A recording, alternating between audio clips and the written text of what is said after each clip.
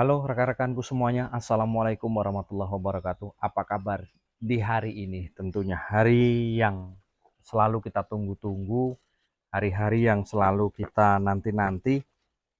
Mungkin yang masih penasaran ya, kapan bisa buka ternak, kapan bisa mulai ternak puyuh petelur seperti Pak Edi ya, yang nunggu-nunggu.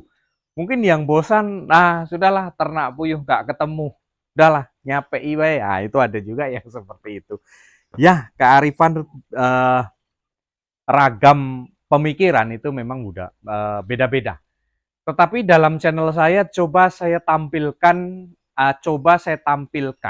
rekan-rekan mungkin yang di situ ada solusinya untuk mengatasi pakan, ya, untuk mengatasi pakan.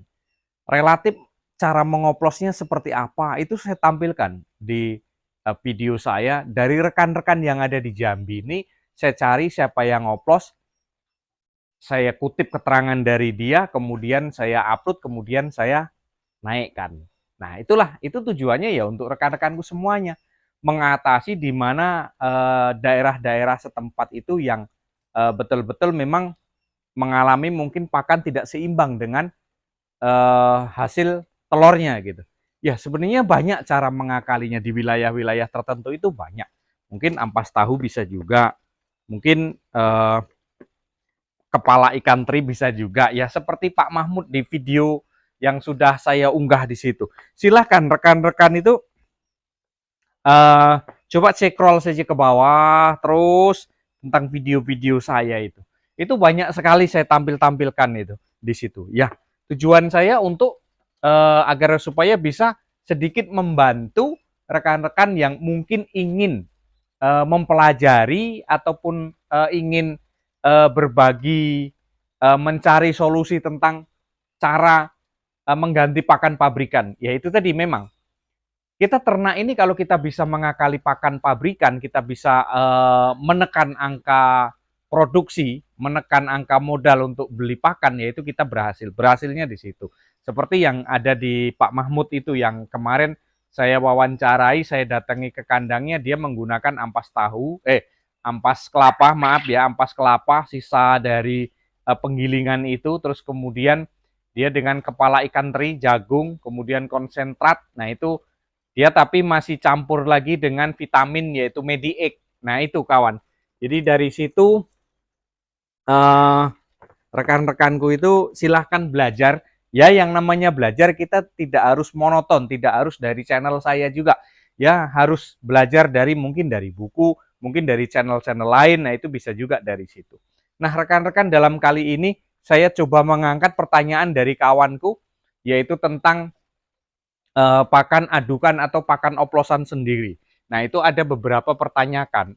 Ada pertanyaan yang memang mungkin harus saya jawab ya. Ada juga pertanyaan yang langsung jawab, ada juga pertanyaan yang saya bikinkan konten. Kalau memang penjelasannya itu harus kita bikinkan video, ya kita bikinkan video.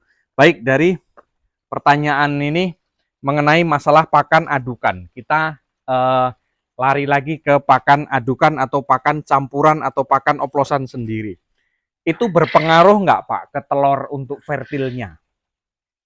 Ya, bagi rekan-rekan yang di situ mungkin menetaskan sendiri, terus kemudian masih punya indukan sendiri, walaupun standar kan itu cuman untuk sebagian mungkin tambal sulam ya, karena kan kalau yang namanya kita ternak kematian dalam sehari-hari itu kan pasti ada ya, tidak mungkin tidak.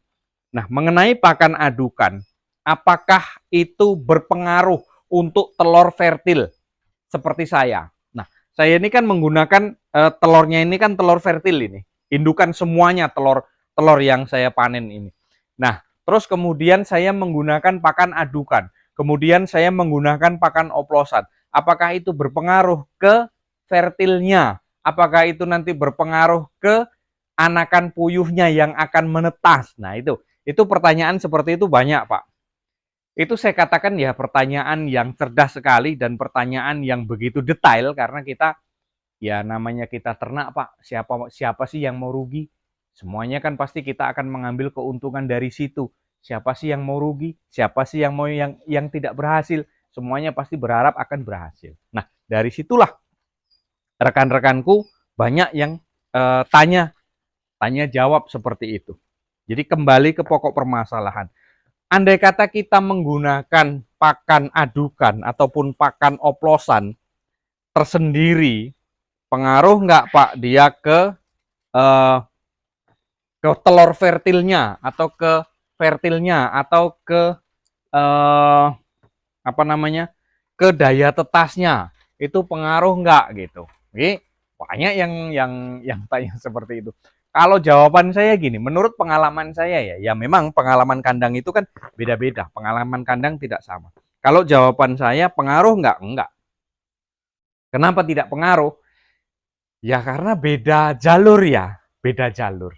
Terkecuali pengaruh dengan tidaknya itu kan di perkawinannya, bukan di pakannya. Asal dia bertelur, asal dia masih bertelur, dan asal puyuh betina itu dibuahi, ya ada pembuahan, ada kawinnya di situ, ya tetap jadi Pak. Nggak pengaruh dengan pakan gitu. Mungkin kalau pakan itu kan biasanya kan kalau pengalaman kita ya, kita menggunakan P100 ini agak tipis memang dia. Cangkangnya agak tipis. Tapi kalau untuk daya tetasnya lumayan bagus sih ya, lumayan bagus karena cangkangnya tipis. Cuman kita waktu mutar, waktu bolak-baliknya hati-hati. Nah, itulah tadi rekan-rekanku, pengaruh nggak kita menggunakan oplosan ke fertil kita untuk daya tetasnya, untuk pembuahannya ya. Kalau untuk pembuahan daya tetas itu tidak pengaruh kawan. Yang jelas yang berpengaruh itu adalah kawinnya. Kalau ini indukan ini di belakang ini kalau tidak ada perkawinan ya nggak jadi. Mau pakai pakan bagusnya seperti apa ya tetap tidak jadi. Ya, tetapi kalaupun ada perkawinan, kita mau pakai pakan oplosan sendiri, ya itu tetap ada bertelurnya di situ.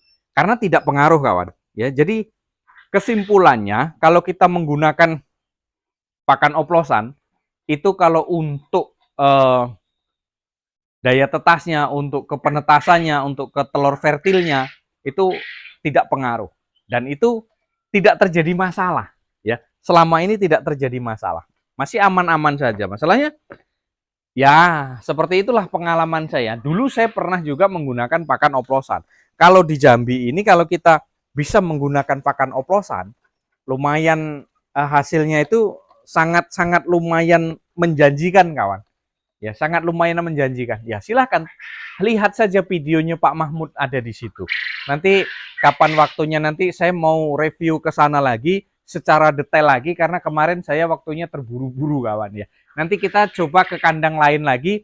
Jadi untuk perbandingan saja. Kita belajar itu jangan monoton sekali lagi. Jangan kita belajar itu hanya satu titik. Kalau bisa ada beberapa titik untuk memperbandingkan yang mana bagus. Jadi terkesan di sini saya tidak menggurui. Silahkan rekan-rekan netizen dimanapun berada, mau pakai cara siapa, efektifnya seperti apa, silahkan. Saya hanya membuka peluang saja, membagikan informasi saja dari saya, dari rekan-rekan semuanya, mungkin peternak-peternak di Jambi nanti akan kita samperin satu persatu. Bukan berarti saya akan mencari review ke kandang kawan-kawan numpang tenar ini, tidak ya. Itu tujuan saya semata-mata hanya untuk berbagi informasi kepada rekan-rekan yang mungkin bisa dibutuhkan, bisa diambil ilmunya dari situ. Nah, rekan-rekanku semuanya, itulah tadi jawaban saya. Kalaupun indukan, kita menggunakan pakan oplosan sendiri, pengaruh atau tidak? Jawaban saya tidak pengaruh. Tetap kawan, fertilnya tetap akan ada dan kemudian penetasannya pun ya tetap menetas.